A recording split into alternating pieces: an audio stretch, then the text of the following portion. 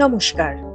শোনো বলি কানে কানে অডিও স্টোরিতে আমাদের আজকের কবিতা সুকুমার রায়ের লেখা সৎপাত্র। শুনতে পেলাম পোস্তা গিয়ে তোমার নাকি মেয়ের বিয়ে, গঙ্গারামকে পাত্র পেলে?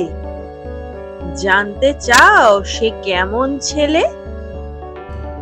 মন্দ নয় সে পাত্র ভালো, রং যদিও বেজায় কালো।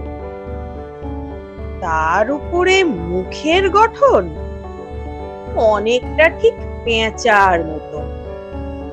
বিদ্যে বুদ্ধি বলছি মশাই, ধন্যী ছেলের অধ্যাবসায়।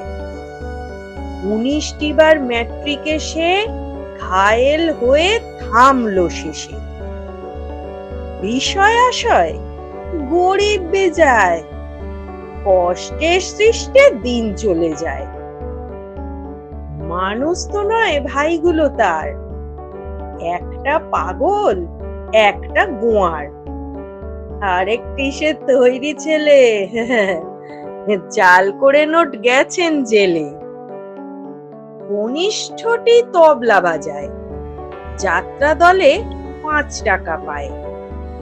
গঙ্গারাম তো কেবল ভোগে, পিলের জ্বর আর পাণ্ডুরোগী। কিন্তু তারা উচ্চ ঘর, কংসরাজের বংশধর। শ্যামলাহিড়ী বনগ্রামের, কি যেন হয় গঙ্গারামের। যা হোক এবার পাত্র পেলে, এমন কি আর মন্দ ছেলে।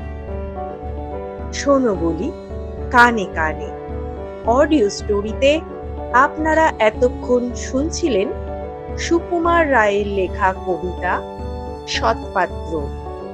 কবিতা পাঠে ছিলেন আমি রীতা পালচন্দ্র। ধন্যবাদ।